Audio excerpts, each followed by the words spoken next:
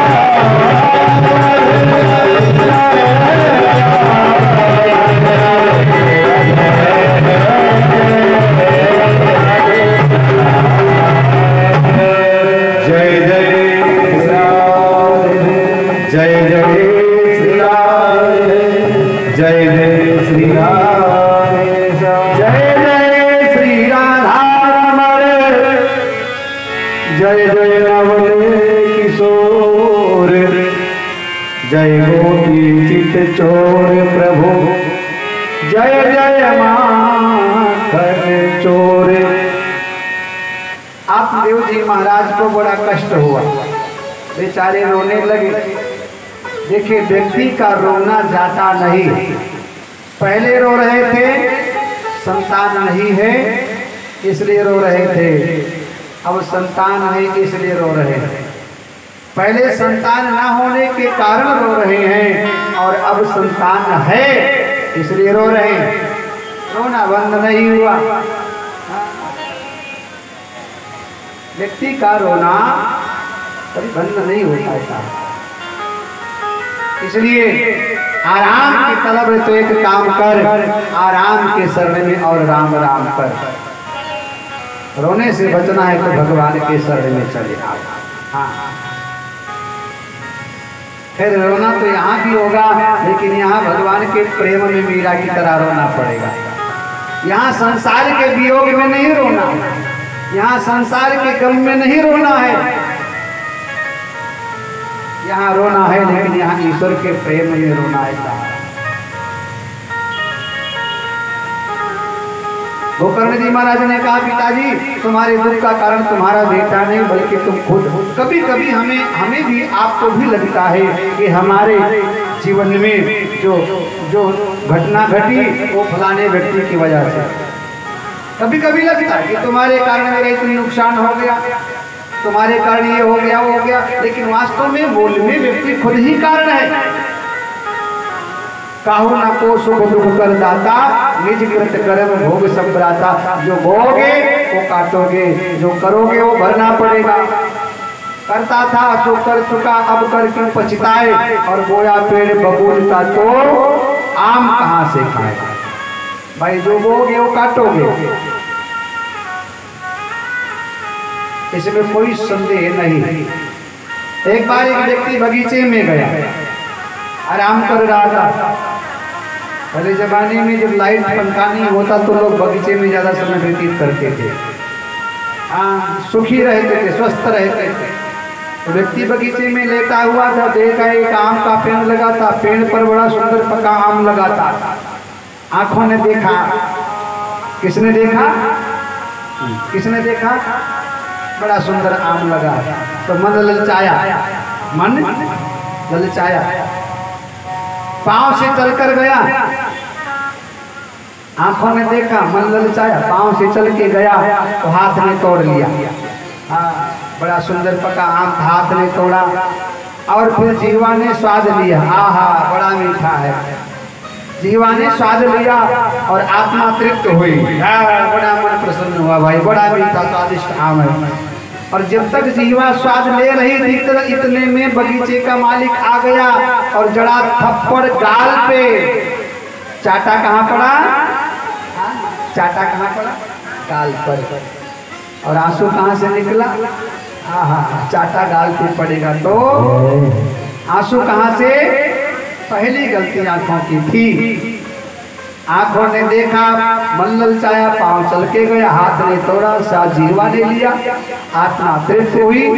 थप्पड़ बेचारे गाल को मिला और आंसू निकला। पहली गलती अक्सर में हमें दिखती नहीं है, लेकिन गलती का परिणाम ही हमारे सामने जो आज है, आज हमारे पास जो है वो हमारे कर्मों का फल है। हमारे पास जो नहीं है वो भी हमारे कर्मों का फल है। बेटा अच्छा है ये हमारे कर्मों का फल है, बेटा अच्छा नहीं है ये भी हमारे कर्मों का फल है। बहू सेवा कर रही है, पाँव दबा रही है, ये हमारे कर्मों का फल है। बहू की नजर तुम्हारे गले पर है, कब मौका मिले सासू का गला दबा दो, ये भी तुम्हारे कर्मों का फल है। अच्छा पति मिला है, अच्छी पत्नी मिली है, ये तुम्हारे कर्मों का फल है। अच्छा पति नहीं मिला, अच्छी पत्नी नहीं मिली, ये तुम्हारे कर्मों का फल है। बड़ा घर है, तुम्हारे कर्मों का फल है। छोटा घर है, तुम्हारे कर्मों का। बोया पेड़ बबूल का आम कहाँ से खाए। जो आपने बोया है वो काटोगे, जो आपने दिया है वो आपको मिलेगा, जो आपने किया है वो आपके सामने आएगा। इसमें कोई संदेह नहीं। हमें दिखता नहीं है। लेकिन एक बात ध्यान रखना, अक्सर में अटैची में जो कपड़ा तय करके सबसे नीचे रखा जाता है ना, वो सबसे बाद में निकलता है, क्योंकि दबा हुआ है। पहले में आप कपड़ा रखते हैं ना प्रेस करा करके, तो जो सबसे नीचे आपने रखा है ना, वो सबसे बाद में निकलेगा, क्योंकि दबा हुआ है। ऐसे कर्मों का खेल है साहब, कई परत वो दबा हुआ है, और कब कौन सा परत खुल जाए साहब कुछ पता नहीं। इसलिए अच्छा कर्म करो, बढ़िया कर्म करो, ना किसी को सताओ, ना किसी को प्रताड़ित करो, ना किसी को परेशान करो, जियो और जीने दो। गोकर्ण जी महाराज ने कहा, पिताजी तुम्हारे दुख का कारण तुम्हारा बेटा नहीं है। तुम्हें लगता है कि तुम बेटे की वजह परेशान, बोले नहीं, तुम्हारे दुख का कारण तुम स्वयं हो। इसलिए एक काम करो, इस दुख से मुक्त होना चाहते हो तो गोकर्ण जी महाराज ने कहा, अभी इसी वक्त घर परिवार को छोड़ करके जंगल में चले जाओ, भगवान का भजन करो, दुखों से मुक्त हो जाओ। गोकर्ण जी महाराज की बात आप लोग को जच गई, और 60 वर्ष की अवस्था में वो जंगल को चले गए, भगवान का भजन किया, और उन्होंने भगवान को प्राप्त कर लिया। गोकर्ण जी महाराज अपने पिता को उपदेश दे करके उनको भगवान के धाम को पहुंचा दिया करते हैं। इधर गोकर्ण जी महाराज भी तीर्थ यात्रा पर निकल गए। अब धुंधकारी अकेले बचा था, अकेले बचा, ना भाई का डर है, ना बाप का डर है। थोड़ा बहुत डर भाई बाप का था, दुष्ट बालक माँ से तो बिल्कुल नहीं डरता है, बाप से थोड़ा बहुत डरता भी, लेकिन माँ से तो बिल्कुल नहीं डरेगा। सीधा साधा होगा तो बेचारा डरेगा, लेकिन उदंड होगा, शरारती होगा, दुष्ट होगा तो माँ से तो बिल्कुल नहीं डरता। बाप से थोड़ा बहुत डरेगा, भाई से भी डरेगा, लेकिन माँ से साफ बिल्कुल। धुंधकारी तो इतना उदंड की माँ से बिल्कुल नहीं डरता है। 5 वैश्याओं को लेकर घर में आया, रख लिया। अब उनका खर्चा बढ़ गया, इसलिए बड़ी बड़ी डकैती करने लगा, चोरियां करने लगा। फिर भी पूरा नहीं हुआ। एक दिन माँ को धमकी दिया, हे माँ, तूने बड़ा माल छुपा रखा है, बड़े बड़े सोने चांदी सर्फियां तूने अभी जमीन में डाल रखा है। सुनो, जितना भी माल है कल दे दो, नहीं कल का सूर्यास्त तुम देख नहीं पाओ, मार डालूंगा तुम्हें। धमकी दिया। माँ रात को भयभीत हुई, माँ ने विचार किया कि मुझे मारेगा जरूर, और ये मुझे मारे इसके पहले मैं क्यों न मर जाऊं। बोया पेड़ बबूल का तो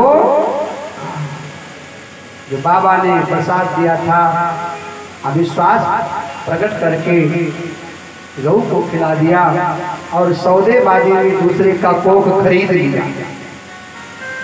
अपना खून होता तो साफ थोड़ा बहुत सोचता भी, तो खून ही दूसरे का है साहब, तो फिर क्या सोचे। कुएं में कूद करके आत्महत्या कर लिया माँ ने। माँ के मर जाने के बाद धुंधकारी निश्चिंत हो गया। एक दिन वैश्याओं ने विचार किया, बड़ी बड़ी चोरियां करता है, एक दिन राजा के दूत सिपाही पकड़ेंगे और हमारा भी नाम ले गाए, तो उसके साथ हमको भी फांसी होगी। गेहूं के साथ चना भी भून भी पिस जाएगा। इसलिए वैश्याओं ने विचार किया, इसको रास्ते से हटा दिया जाए। रात को सोया हुआ था, 4 पाई में हाथ पांव को बांध दिया, मुंह में जलता हुआ अंगार डाल दिया। जो पापी की दुर्दशा होती है वो हुई, चल करके छटपटा करके मर गया साहब। तो मरा तो प्रेत बना। देखिए, ऐसा जो कर्म करेगा मरने के बाद प्रेत ही बनता है। माँ बाप को सताएगा, जो दूसरों को प्रताड़ित करेगा, दूसरों को दुख पहुंचाएगा, दूसरों को कष्ट पहुंचाएगा, दूसरों के धन का हरण करेगा, दूसरों के संपत्ति को नुकसान पहुंचाएगा, मरने के बाद उसको भूत प्रेत बनना पड़ेगा साहब। हाँ, उसको नाना प्रकार यातनाएं भोगनी पड़ेंगी। भयानक प्रेत बना। एक दिन गोकर्ण जी महाराज की यात्रा से लौट कर आए, अपने घर पहुंचे तो रात्रि को शयन कर रहे थे, तो प्रेत बन करके आया, डराने लगा। धुंधकारी ने प्रेत बन करके डराना प्रारंभ किया। गोकर्ण जी महाराज की निद्रा भंग हुई। देखा कोई दिख नहीं रहा है, कुछ एहसास हुआ, आभास हुआ। हाथ में जल लेकर के मंत्र पढ़ करके छोड़ा तो थोड़ा बोलने की शक्ति मिली। गोकर्ण जी महाराज ने तुम कहा तुम कौन हो? इसने अपना परिचय दिया। अहम भ्राता तोदी अस्मि धुंधकारी नामना, मैं आपका भाई हूँ, मेरा नाम भैया धुंधकारी है। गोकर्ण जी महाराज ने कहा मुझे क्यों परेशान कर रहे हो? धुंधकारी ने कहा भैया मैं प्रेत योनि में हूँ, मुझे बड़ा कष्ट हो रहा है, मुझे मुक्त करो, मेरा उद्धार करो। गोकर्ण जी महाराज ने कहा क्यों तुम्हें कष्ट क्यों हो रहा है? मैंने तुम्हारे मुक्ति के लिए तीर्थों में जाकर सत्कर्म किया, पिंडदान किया, गंगा स्नान किया, गया जाकर पिंडदान किया, तर्पण किया, मुक्त क्यों नहीं हुए? धुंधकारी कहता है महाराज मैंने इतने बड़े बड़े पाप किए हैं, इन छोटे मोटे उपायों से मुक्त होने वाला मैं नहीं, मेरा उद्धार नहीं होगा, मैं मुक्त नहीं हो पाया हूँ। महाराज प्रेत योनि में मुझे बड़ा कष्ट हो रहा है, भूख और प्यास से मैं बेचैन हो रहा हूँ। गोकर्ण जी महाराज ने कहा क्यों? वृक्षों में फल है खाओ, नदियों में जल है पियो। धुंधकारी ने कहा भैया वृक्षों में फल है लेकिन खाने का अधिकार नहीं है, क्योंकि वृक्षों पर पवन देवता का पहरा है। नदियों में जल है लेकिन प्रेत ने कहा मुझे पीने का अधिकार नहीं है, क्योंकि वहां वरुण देवता का पहरा है। जब तक मैं किसी के शरीर में प्रवेश ना करूं तब तक मुझे कुछ खाने पीने के लिए नहीं मिलता है, और मुझे बड़ा कष्ट हो रहा है, मेरा उद्धार करो, मुक्ति का कोई उपाय बताओ। गोकर्ण जी महाराज ने कहा सुबह तुम्हारे मुक्ति के लिए कोई उपाय ढूंढते, हमें सोने दो। रात्रि व्यतीत हुआ, प्रातः काल हुआ। गोकर्ण जी महाराज ने नित्य कर्म से निवृत्त होकर के हाथ में जल लेकर के मंत्र पढ़कर सूर्य नारायण भगवान के तरफ छोड़ा। सूर्य की गति रुक गई। कारण पूछा गोकर्ण जी महाराज ने, कारण बताया मेरे भाई का उद्धार कैसे होगा। सूर्य नारायण भगवान ने कहा तुम अपने भाई को भागवत सुनाओ, भागवत सुनने से तुम्हारे भाई का कल्याण हो जाएगा, उद्धार हो जाएगा। फिर क्या था, एक ब्राह्मण को श्रोता बनाया और 7 गांठ की एक बांस वहां गाड़ दिया और धुंधकारी को उसमें मंत्र के द्वारा बांध दिया, क्योंकि प्रेत भागता फिर रहा था, बांध दिया।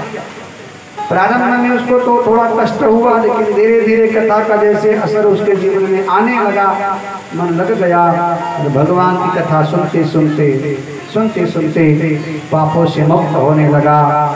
और ब्रह्मा जी कहते नारद पहले दिन की कथा में पहले गांठ फट गई, मतलब उसकी जो ग्रंथियां थी खुल गई। दूसरे दिन की कथा में दूसरी गांठ फट गई, तीसरे दिन की कथा में तीसरी गांठ फटी, और ऐसे एक एक करके 7 गांठें फट गई।